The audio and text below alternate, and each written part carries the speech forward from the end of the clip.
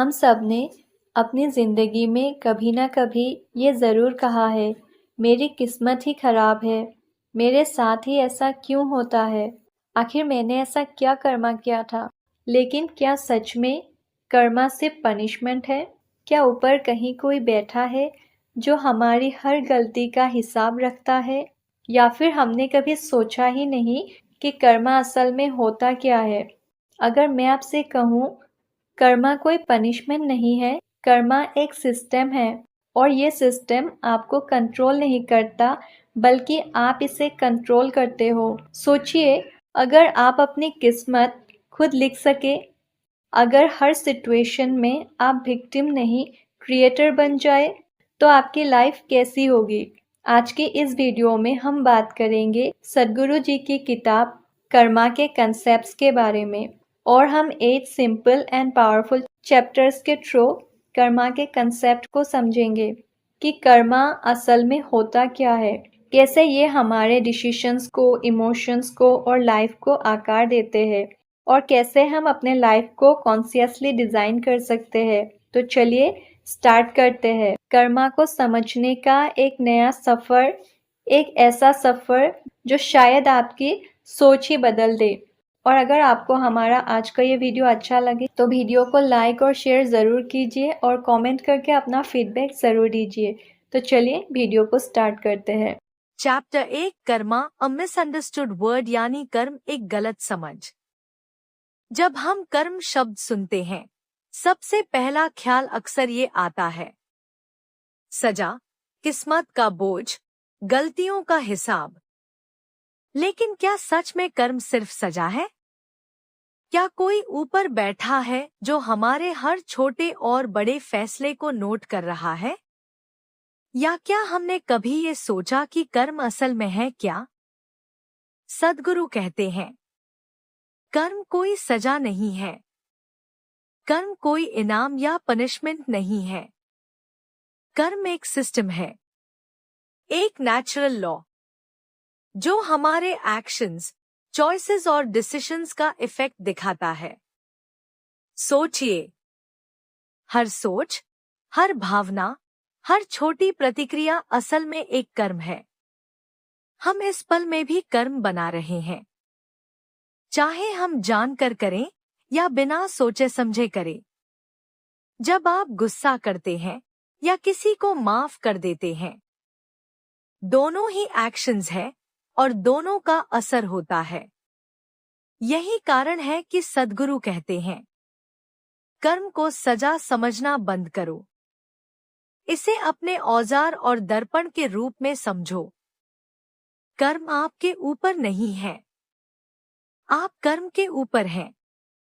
कर्म सिर्फ बाहरी एक्शंस नहीं है, ये हमारी सोच, भावनाएं, निर्णय और प्रतिक्रियाएं भी है। हर विचार, हर डिसीजन, हर चॉइस, ये सब कामिक एनर्जी बनाते हैं। अगर आप किसी के लिए दया महसूस करते हैं, किसी की मदद करते हैं, किसी को माफ करते हैं, तो ये पॉजिटिव एनर्जी बनाते हैं।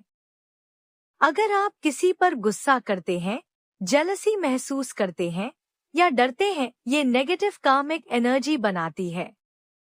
सद्गुरु कहते हैं, कर्म आपका दर्पण है।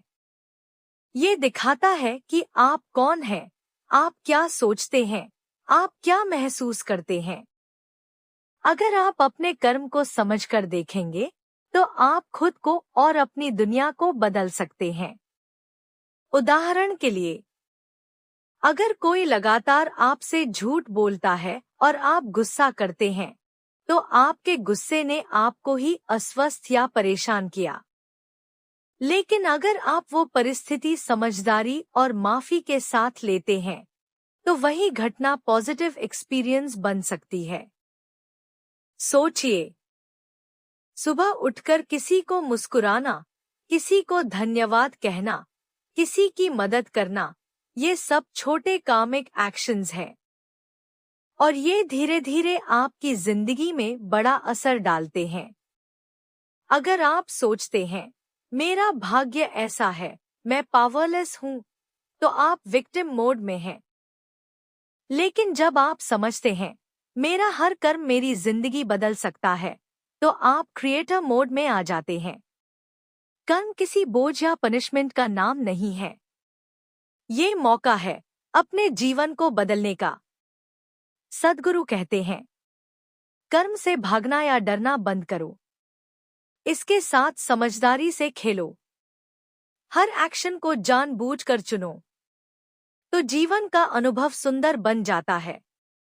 सोते समय सोचें, मैंने गुस्सा किया, क्या अब मेरा दिन खराब होगा? याद रखिए, वो गुस्सा आपका कर्म बन गया, लेकिन आप उसे समझकर बदल सकते हैं। किसी को माफ करना, किसी की मदद करना, ये भी कर्म है और पॉजिटिव एनर्जी बनाते हैं। हर छोटी मुस्कान, हर धन्यवाद, हर दया, ये आपके जीवन में बदलाव लाते हैं। तो चैप्टर 1 का मुख्य संदेश है, कर्म सजा नहीं है, ये आपका दर्पण है।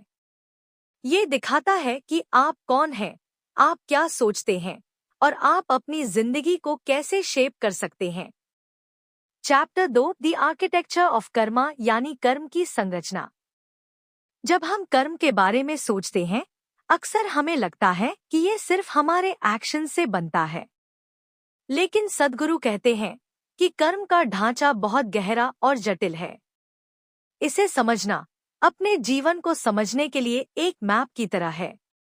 कर्म केवल वो नहीं है जो हम बाहरी दुनिया में करते हैं। ये 3 स्तरों में बनता है। थॉट लेवल यानी विचार का स्तर।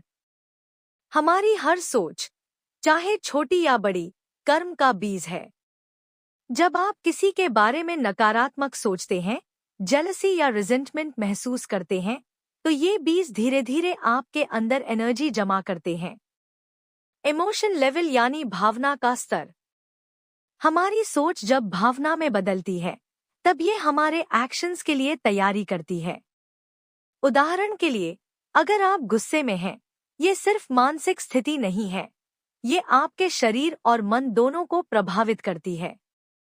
ये भाव आपके अगले कदम, आपकी प्रतिक्रिया को शेप करता है। एक्शन लेवल यानी क्रिया का स्तर। ये वो स्टेज है जहां सोच और भावना बाहर एक्शन के रूप में दिखाई देती है। चाहे वो मदद करना हो, किसी को माफ करना हो या गुस्से में किसी से बहस करना हो, यही वास्तविक कामिक एक्शन है। सद्गुरु कहते हैं, कर्म एक नेचुरल सिस्टम है। ये रिवॉर्ड या पनिशमेंट नहीं है, बल्कि एनर्जी का फ्लो है। जब आप किसी एक्शन के बीज बोते हैं, तो उसका फल स्वाभाविक रूप से आता है।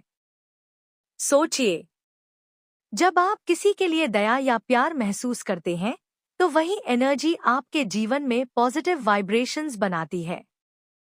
और जब आप नकारात्मक सोच, जेलसी या रिजेंटमेंट रखते हैं, तो वही एनर्जी आपकी लाइफ में ऑब्स्टैकल्स और तनाव पैदा करती है। कर्म का ये आर्किटेक्चर एक मिरर की तरह है। ये हमें दिखाता है कि हमारी अंदर की स्थिति कैसी है और हमारी बाहरी रियलिटी कैसे बन रही है। उदाहरण के लिए, अगर आप किसी के साथ गुस्से में प्रतिक्रिया देते हैं, तो आपके अंदर तनाव और असंतुलन बढ़ता है। लेकिन अगर आप सोच समझकर प्रतिक्रिया देते हैं या किसी की गलती को माफ कर देते हैं, तो वही घटना पॉजिटिव कर्मा बनती है और आपका जीवन सहज और सुखद बनता है। तो चैप्टर 2 का मुख्य संदेश, कर्म एक सिस्टम है, ये रिवॉर्ड या पनिशमेंट नहीं है। ये एनर्जी का फ्लो है और इसे समझकर हम अपनी लाइफ कॉन्शियसली शेप कर सकते हैं। Chapter 3, the mechanics of Karma यानी कर्म का मैकेनिज्म। अब जब हमने जाना कि कर्म क्या है और इसका आर्किटेक्चर कैसे काम करता है, तो सवाल आता है, कर्म असल में कैसे काम करता है? सद्गुरु कहते हैं कि कर्म कोई पनिशमेंट या रिवॉर्ड सिस्टम नहीं है। ये नेचुरल प्रोसेस है, जैसे कि ग्रेविटी। आप कुछ छोड़ते हैं, वो नीचे गिरती है। वैसे ही हर एक्शन का परिणाम स्वाभाविक रूप से आता है। कर्म को समझने के लिए 3 मुख्य चीजें जानना जरूरी है। सीड यानी बीज, वो सोच या भावना जो आप अपने अंदर पैदा करते हैं। उदाहरण, प्रेम, दया, क्रोध या जेलसी महसूस करना। एक्शन यानी क्रिया, जब ये बीज एक्शन के रूप में बाहर आता है। उदाहरण, गुस्से में किसी से बहस करना, किसी की मदद करना या किसी को माफ करना। रिजल्ट यानी फल, वो परिणाम जो इनेविटेबल रूप से आपके एक्शन से आता है। ये न केवल बाहरी परिणाम है, बल्कि आपकी इंटरनल स्टेट को भी बदलता है। सद्गुरु कहते हैं, कर्म केवल आपका एक्शन नहीं है, ये आपके अंदर की एनर्जी का प्रोसेस है। आपके थॉट्स, इमोशंस और एक्शंस एक कंटिन्यूम में जुड़े हुए हैं, और वही कंटिन्यूम आपके जीवन की क्वालिटी तय करता है। उदाहरण के लिए, अगर आप किसी के साथ गुस्से में प्रतिक्रिया देते हैं, तो केवल दूसरा व्यक्ति प्रभावित नहीं होता, आपकी खुद की मानसिक और इमोशनल स्टेट भी प्रभावित होती है। तनाव, असंतुलन और अड़चनें आपके जीवन में आती हैं। लेकिन अगर आप सोच समझकर प्रतिक्रिया देते हैं या किसी की गलती को माफ कर देते हैं, तो वही घटना पॉजिटिव कर्म बनती है और आपके जीवन में शांति और सहजता आती है। कर्म के मैकेनिक्स का एक और महत्वपूर्ण पहलू है संवेदनशीलता, रिस्पॉन्सिवनेस। ये तय करता है कि आप अपने एक्शन के लिए कितने जागरूक हैं। जब आप बिना अवेयरनेस के किसी एक्शन को करते हैं, तो उसका परिणाम अनप्रेडिक्टेबल हो सकता है। लेकिन जब आप सचेत होकर एक्शन करते हैं, तो आप कॉन्शियसली अपने कामिक आउटकम्स को इन्फ्लुएंस कर सकते हैं। उदाहरण के लिए, सुबह उठकर अगर आप अपने दिन की शुरुआत ग्रैटिट्यूड और पॉजिटिव इंटेंशन के साथ करते हैं, तो आप अपने दिन में आने वाली परिस्थितियों को पूरी तरह से डिफरेंटली परसीव करते हैं।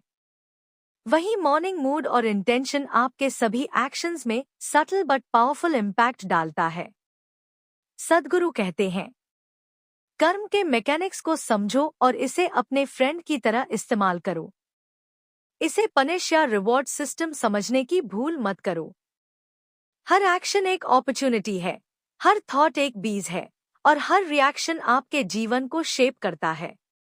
तो चैप्टर 3 का मुख्य संदेश, कर्म का मैकेनिक्स नेचुरल है। ये आपके एक्शन, थॉट और इमोशन के कंटिन्यूम से चलता है।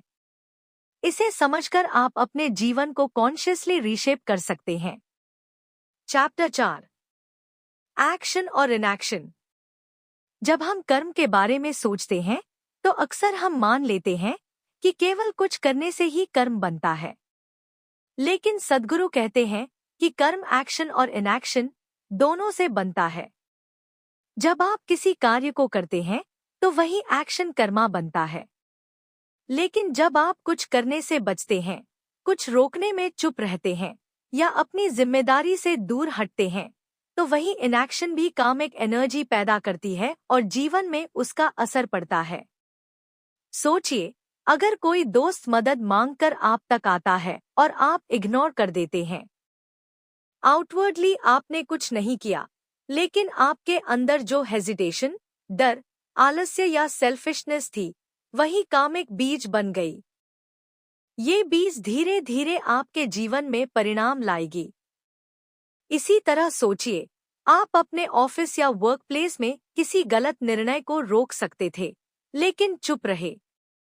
आपकी चुप्पी ने स्थिति को अलाउ किया।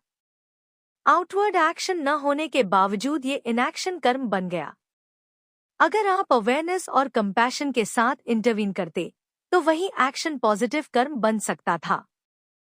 सद्गुरु कहते हैं कि कर्म की असली समझ तब आती है जब हम देख पाते हैं कि हमारा हर चॉइस, चाहे एक्शन हो या इनएक्शन, हमारे जीवन और हमारे आसपास की दुनिया को शेप करता है। जब आप अवेयर रहते हैं, तब आप कॉन्शियसली अपने कामिक आउटकम्स को इन्फ्लुएंस कर सकते हैं। जब आप अनअवेयर रहते हैं, तब एनर्जी अनकंट्रोल्ड फ्लो में चली जाती है और परिणाम अनप्रेडिक्टेबल हो जाते हैं। छोटे छोटे एक्शंस भी कर्मा बनाते हैं। सुबह उठकर किसी की मदद करना, मुस्कुराना, किसी का धन्यवाद करना, ये सभी छोटे कामिक एक्शंस हैं। लेकिन वही सुबह उठकर किसी अपॉर्चुनिटी को इग्नोर करना, सेल्फिश रहना, अपने रिस्पॉन्सिबिलिटीज से भागना, ये सटल इनएक्शंस है। दोनों का असर आपकी इंटरनल एनर्जी और एक्सटर्नल लाइफ एक्सपीरियंसेस पर पड़ता है। सद्गुरु कहते हैं कि एक्शन और इनएक्शन के बीच फर्क कॉन्शियसनेस बनाती है। जब आप अवेयर होते हैं कि क्या करना है और क्या नहीं करना है, तब आप विक्टिम मोड से बाहर आकर क्रिएटर मोड में बदल सकते हैं। कर्मा मास्टरी तब आती है जब आप हर एक्शन और इनएक्शन के परिणाम को समझकर कॉन्शियसली अपनी लाइफ चॉइसेस करते हैं। चैप्टर 4 का मुख्य संदेश। कर्म केवल एक्शन से नहीं बनता, इनएक्शन भी कर्म है। अवेयरनेस और कॉन्शियस चॉइस ही आपको अपने जीवन का मास्टर बनाते हैं। इसे समझना ही आपको अपनी एनर्जी और अपने भविष्य पर कंट्रोल देता है। Chapter 5। Memory, the source of Karma, यानी मेमोरी कर्म का स्रोत। जब हम कर्म के बारे में सोचते हैं तो अक्सर हम ये मान लेते हैं कि केवल हमारी एक्शंस और चॉइसेस ही भविष्य बनाती हैं।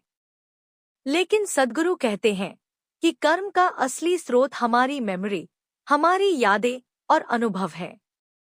हमारी मेमोरी ही वो जमीन है जहां से कामिक टेंडेंसीज जन्म लेती हैं।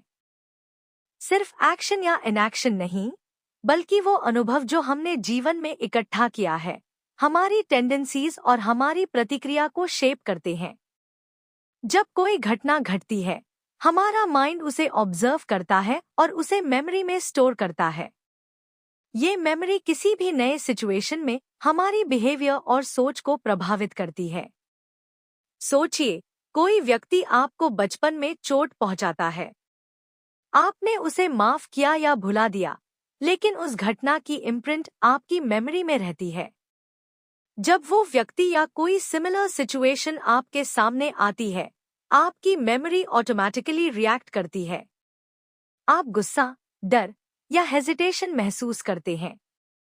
यही मेमोरी बेस्ड कार्मिक रिस्पॉन्स है। सद्गुरु कहते हैं कि ये मेमोरी केवल नेगेटिव ही नहीं होती, पॉजिटिव एक्सपीरियंसेस भी मेमोरी में स्टोर होते हैं। जब आप किसी की मदद करते हैं, किसी के लिए दया या प्रेम महसूस करते हैं, तो वो अनुभव आपकी मेमोरी में रचता है और भविष्य में आपकी रिएक्शंस और चॉइसेस को पॉजिटिव तरीके से गाइड करता है। कर्म का ये स्रोत आपको दिखाता है कि हमारी जिंदगी पूरी तरह नए इवेंट्स से नहीं शेप होती, बल्कि ये पिछले एक्सपीरियंसेस और मेमोरीज के फिल्टर से होकर जाती है। हम जो सोचते हैं, महसूस करते हैं और करते हैं, वो सब हमारे पिछले कामिक इम्प्रिंट्स का परिणाम है। उदाहरण के लिए, अगर आप किसी से गुस्सा कर चुके हैं और उसे याद रखते हैं, तो अगली बार सिमिलर सिचुएशन में आपका माइंड ऑटोमेटिकली रिएक्ट करेगा। लेकिन अगर आप मेमोरी को कॉन्शियस अवेयरनेस से ऑब्जर्व करते हैं, तो आप अपनी रिएक्शन बदल सकते हैं। आप देख सकते हैं कि ये सिर्फ पुराने कामिक मेमोरी का असर है और आप इसे कॉन्शियसली चूज कर सकते हैं कि कैसे रिस्पॉन्ड करना है। सद्गुरु इसे कहते हैं, जितना अधिक आप अपनी मेमोरी के प्रभाव को समझते हैं, उतना ही आप अपने कामिक पैटर्न्स को बदलने में सक्षम होते हैं। कर्मा केवल वही नहीं है जो आप आज करते हैं, ये वो टेंडेंसीज भी हैं जो मेमोरी से निकलकर आपकी रिएक्शंस और एक्शंस में दिखती हैं। इसका मतलब ये है कि हमारे अंदर हर एक्शन और इनएक्शन एक इम्प्रिंट छोड़ता है। ये इम्प्रिंट हमारी मेमोरी में जमा होता है, जो आगे जाकर हमारी पर्सनालिटी, चॉइसेस और लाइफ एक्सपीरियंसेस को शेप करता है। मेमोरी एक कामिक फाउंडेशन है और इसे समझना ही इनर फ्रीडम की कुंजी है। सद्गुरु कहते हैं कि जब आप अपनी मेमोरी को कॉन्शियस ऑब्जर्वर की तरह देखते हैं, तब आप अपनी पुरानी टेंडेंसीज को पहचान सकते हैं। आप देख सकते हैं कि किस मेमोरी के कारण आपका गुस्सा, फियर या हेजिटेशन आता है, और आप सीख सकते हैं कि बिना मेमोरी के कोई भी एक्शन अपने आप में न्यूट्रल होता है। सिर्फ मेमोरी उसे पॉजिटिव या नेगेटिव बनाती है। चैप्टर 5 का मुख्य संदेश। हमारी मेमोरी ही कर्म का स्रोत है। ये हमारी टेंडेंसीज, हमारी रिएक्शंस और हमारे फ्यूचर एक्सपीरियंसेस को डिफाइन करती है। जब आप इसे समझकर अपनी अवेयरनेस के साथ काम करते हैं, तो आप पुराने कामिक पैटर्न्स को डिसोल्व कर सकते हैं और अपने जीवन को कॉन्शियसली रीशेप कर सकते हैं। चैप्टर 6, फ्रीडम फ्रॉम कर्मा यानी कर्मा से मुक्ति। हमने अब तक देखा कि कर्म क्या है, इसका आर्किटेक्चर कैसे काम करता है, एक्शन और इनएक्शन कैसे प्रभावित करते हैं, और मेमोरी ही कर्म का स्रोत है। अब सवाल उठता है, क्या हम कर्म के चक्र से मुक्त हो सकते हैं? क्या कोई ऐसा तरीका है जिससे हम पुराने कामिक पैटर्न से बाहर निकल सकें और इनर फ्रीडम पा सकें? सद्गुरु कहते हैं कि फ्रीडम फ्रॉम कर्मा का मतलब ये नहीं कि आप एक्शन करना बंद कर दें। ये समझना जरूरी है कि आप एक्शन के बंधन में नहीं हैं, बल्कि आप अपने एक्शंस के ऑब्जर्वर बन सकते हैं। जब आप अपनी एक्शंस, रिएक्शंस और मेमोरी को कॉन्शियस अवेयरनेस के साथ देखते हैं, तो आप समझ पाते हैं कि जो भी एक्शन या इनएक्शन हुआ उसका इफेक्ट आपके ऊपर ऑटोमेटिक नहीं है। कर्मा तब बंधन बनता है जब आप उसके परिणाम को अपनी आइडेंटिटी मान लेते हैं। जब आप ये पहचान लेते हैं कि आप ऑब्जर्व कर रहे हैं, आप उसके ऊपर फंस नहीं रहे, तभी इनर फ्रीडम शुरू होती है। सोचिए, अगर आप किसी से गुस्सा कर चुके हैं, तो उसका कामिक इफेक्ट आपके अंदर टेंशन या रिजेंटमेंट पैदा कर सकता है। लेकिन अगर आप ये समझ लें कि ये सिर्फ मेमोरी का असर है और आप इसके ऑब्जर्वर हैं, तो आप उस भाव को रिलीज कर सकते हैं। रिलीज करने का मतलब ये नहीं कि आप इग्नोर करें या प्रिटेंड करें। इसका मतलब है कि आप अवेयरनेस के साथ रिएक्ट कर रहे हैं और पुराने कामिक पैटर्न्स को कैरी नहीं कर रहे। सद्गुरु कहते हैं कि फ्रीडम फ्रॉम कर्मा का मतलब ये है कि आप अपने एक्शंस के स्लेव नहीं हैं। आप एक्शन करते हैं, लेकिन उससे अटैचमेंट नहीं रखते। आप रिएक्शन करते हैं, लेकिन रिएक्शन आपको कंट्रोल नहीं करता। यही मुक्ति है। उदाहरण के लिए, आप किसी को माफ करते हैं। माफ करना एक्शन है, लेकिन अगर आप रिजेंटमेंट और बिटरनेस कैरी कर रहे हैं, तो कर्मा आपके ऊपर बंधन बनाता है। लेकिन अगर आप माफ करते हैं और साथ में अवेयरनेस रखते हैं, तो वही एक्शन आपके लिए लिबरेशन बन जाता है। आप पुराने कामिक पैटर्न से मुक्त हो जाते हैं। यही कारण है कि सद्गुरु कहते हैं कि सच्चा कामिक फ्रीडम आपके अंदर की जागरूकता से आता है, न कि केवल बाहरी एक्शन से। जब आप ऑब्जर्व करना सीख जाते हैं, तो आप समझते हैं कि आपकी थॉट्स, इमोशंस और एक्शंस केवल एनर्जी के रूप हैं। आप उनका इस्तेमाल कॉन्शियसली कर सकते हैं और उन्हें अपने ऊपर हावी नहीं होने दे सकते। फ्रीडम फ्रॉम कर्मा का मतलब ये भी है कि आप अब अपने लाइफ एक्सपीरियंस को विक्टिम मोड में नहीं जीते। आप जानते हैं कि जो भी आपका रिएक्शन, जो भी आपकी मेमोरी या टेंडेंसीज हैं, आप उन्हें कॉन्शियसली रीशेप कर सकते हैं। कर्मा के परिणाम आपके लिए बॉन्डेज नहीं, बल्कि लर्निंग और एवोल्यूशन का साधन बन जाते हैं। चैप्टर 6 का मुख्य संदेश। कर्मा से मुक्ति का अर्थ है ऑब्जर्वर बनना, अवेयरनेस के साथ एक्शन और इनएक्शन करना, मेमोरी और टेंडेंसीज को समझना और उन्हें कैरी न करना। यही वास्तविक इनर फ्रीडम है। चैप्टर 7, रिस्पॉन्सिबिलिटी और डेस्टिनी। कर्म और जीवन के बारे में जब हम गहराई से सोचते हैं, तो सवाल उठता है, हमारी जिंदगी किस हद तक हमारी रिस्पॉन्सिबिलिटी है और किस हद तक हमारी डेस्टिनी? अक्सर लोग सोचते हैं कि हमारी जिंदगी पहले से तय है, कि कुछ भी हम बदल नहीं सकते। लेकिन सद्गुरु कहते हैं कि डेस्टिनी और रिस्पॉन्सिबिलिटी दोनों ही हमारे हाथ में हैं। हमारी चॉइसेस ही हमारे भविष्य को शेप करती हैं, लेकिन हम अक्सर इसे भूल जाते हैं और ब्लेम एक्सटर्नल सर्कमस्टेंसेस कर देते हैं। जब हम अपनी रिस्पॉन्सिबिलिटीज को पहचानते हैं, तो हम समझते हैं कि हम अपने एक्शंस के क्रिएटर्स हैं। हमारे हर डिसीजन, हर सोच और हर एक्शन का असर हमारे जीवन पर पड़ता है।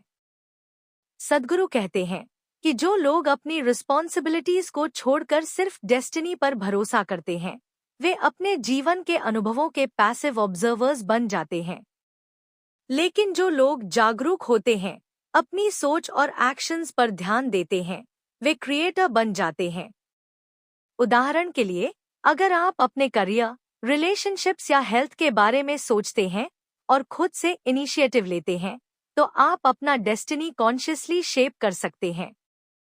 लेकिन अगर आप वेट करते हैं और सोचते हैं कि सब कुछ किस्मत पर है, तो वही डेस्टिनी आपको कंट्रोल कर लेती है। रिस्पॉन्सिबिलिटी का अर्थ केवल बड़े काम करना नहीं है। ये आपके अंदर की जागरूकता से जुड़ा है। जब आप अपने थॉट्स, इमोशंस और रिएक्शंस को समझते हैं और उन्हें कॉन्शियसली चूज करते हैं, तो आप अपने कामिक पैटर्न्स को बदल सकते हैं। ये अवेयरनेस आपको इनर फ्रीडम देती है। डेस्टिनी आपके पास्ट कामिक पैटर्न्स और चॉइसेस का परिणाम है, लेकिन ये फिक्स्ड नहीं है। आपकी अवेयरनेस और कॉन्शियस एक्शन आपके डेस्टिनी को मॉडिफाई कर सकती है। सद्गुरु इसे ऐसे समझाते हैं कि आपका वर्तमान मोमेंट सबसे शक्तिशाली है। जो कुछ भी हुआ वो आपका पास्ट कर्मा है और जो होना है वो पोटेंशियल है। लेकिन वर्तमान में आप अपनी रिस्पॉन्सिबिलिटी लेकर एक्शन करते हैं, तो आप अपने फ्यूचर को कॉन्शियसली डिजाइन कर सकते हैं। उदाहरण के लिए, कोई व्यक्ति जो हमेशा नेगेटिव थिंकिंग करता रहा है और अपनी परिस्थितियों के लिए ब्लेम करता रहा है, वह अपने पास्ट कर्मा के चक्र में फंस जाता है। लेकिन यदि वही व्यक्ति अपनी अवेयरनेस के साथ प्रेजेंट में पॉजिटिव एक्शन लेना शुरू करता है, तो वह अपने डेस्टिनी को बदल सकता है और पुराने कामिक पैटर्न से मुक्त हो सकता है। तो चैप्टर 7 का मुख्य संदेश है, रिस्पॉन्सिबिलिटी और डेस्टिनी दोनों साथ चलते हैं। आपकी रिस्पॉन्सिबिलिटी आपकी इनर अवेयरनेस और कॉन्शियस एक्शन है। आपकी डेस्टिनी आपके पास्ट कामिक पैटर्न्स का परिणाम। जब आप अपने एक्शंस की जिम्मेदारी लेते हैं और अवेयरनेस के साथ चॉइसेस करते हैं, तो आप अपने भविष्य के एक्सपीरियंस को कॉन्शियसली शेप कर सकते हैं। यही जीवन में सच्ची शक्ति और स्वतंत्रता है। Chapter 8, conscious living. कर्म और जीवन की समझ तभी पूरी होती है जब हम सीखते हैं कॉन्शियस लिविंग, यानी हर पल जागरूक और सतर्क होकर जीना। सद्गुरु कहते हैं कि अधिकतर लोग अपने जीवन को अनकॉन्शियस तरीके से जीते हैं। हम सोचते हैं कि हमारा जीवन बाहर की परिस्थितियों और लोगों पर निर्भर है, लेकिन असल में हमारा अनुभव हमारी अवेयरनेस पर निर्भर करता है। कॉन्शियस लिविंग का मतलब ये नहीं कि हम परफेक्ट बन जाएं या हर एक्शन सही हो, बल्कि इसका मतलब है कि हम अपने थॉट्स, इमोशंस और एक्शंस के ऑब्जर्वर बने और उन्हें जागरूकता के साथ चूज करें। जब आप कॉन्शियस लिविंग अपनाते हैं, तो आप देख सकते हैं कि आपकी हर चॉइस, हर रिएक्शन और हर एक्शन आपके जीवन को शेप कर रही है।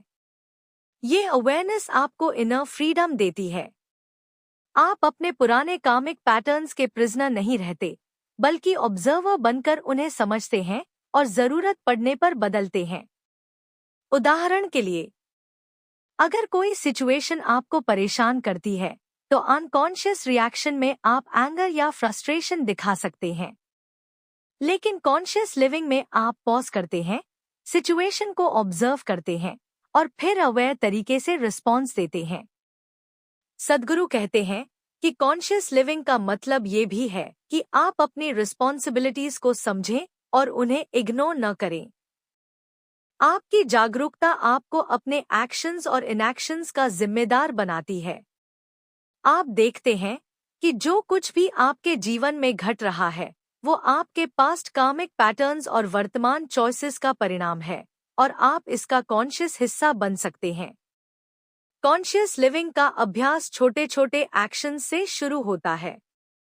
सुबह उठकर अवेयरनेस के साथ सांस लेना, अपने थॉट्स को ऑब्जर्व करना, किसी के साथ बातचीत में प्रेजेंस रखना, किसी को ध्यान से सुनना, ये सभी छोटे कामिक एक्शंस हैं जो आपकी एनर्जी को पॉजिटिव डायरेक्शन में गाइड करते हैं। धीरे धीरे ये प्रैक्टिस आपकी पूरी जिंदगी में फैलती है और आप अपने रिएक्शंस, डिसीजंस और हैबिट्स को कॉन्शियसली शेप करने लगते हैं। सद्गुरु कहते हैं कि जब आप अपने जीवन को कॉन्शियस तरीके से जीते हैं तो आप विक्टिम से क्रिएटर में बदल जाते हैं।